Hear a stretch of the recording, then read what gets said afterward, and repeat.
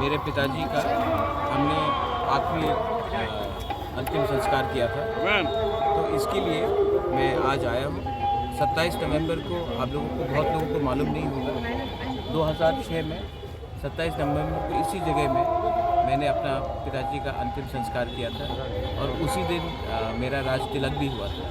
तो ये दिन मेरे लिए बहुत इम्पोर्टेंट है और आज मेरा बड़ा रैली भी है, लेकिन मुझे लगा कि जिसने मुझे जन्म दिया, मेरा पिताजी, उसको भी मुझे नहीं भूलना चाहिए। इसके लिए मैं यहाँ में आया हूँ और अपने पिताजी से आशीर्वाद भी मांगा और उनके आत्मा के लिए मैंने प्रार्थना भी की। और यहाँ में देखा था बैनर तैनर इसमें नहीं देखा रहा है, इसमें आप क्या कहना चाहते हो? देखो, वो तो चलते रहेगा, ये सब चीज़ चलते रहेगा, ये पॉलिटिक्स है। मेरे लिए ये मेरा पिताजी था, दूसरों के लिए एमपी रह सकता है या महाराजा रह सकता है, मेरे लिए तो मेरा पिताजी था। मैंने अपने पिताजी को उनके आखिरी दिन में इतना कष्ट में देखा है कि मैं ईश्वर से प्रार्थना करता हूँ कि मेरे दुश्मन को भी इतना कष्ट नहीं पहुँचाए। और ये सब चीज़ कुछ मतलब नहीं बनता है।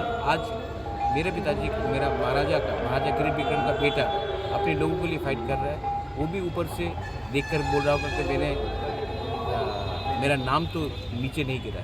कोई बैनर लगाए या ना लगाए, त्रिपुरा के दिल में, त्रिपुरा के लोगों के दिल में महाराजा का नाम आज भी है। महाराजा, ये राज शासन के बारे में लोग चाहते हैं ये कुछ ऐसा पार्क जैसा बने, लोग आके देखे, कुछ सुंदर हो जाए। कौन करना चाहिए ये? आपकी फैमिली या फिर मेरे नाम में ज़मीन कर दीजिए, मैं कर दूंगा। हाँ। लेकिन मेरे नाम में तो ज़मीन नहीं है। तो फिर ये सरकार एएमसी का है? तो ज़मीन एएमसी के नाम में है, अगर मेरे नाम में होता तो मैं कर देता।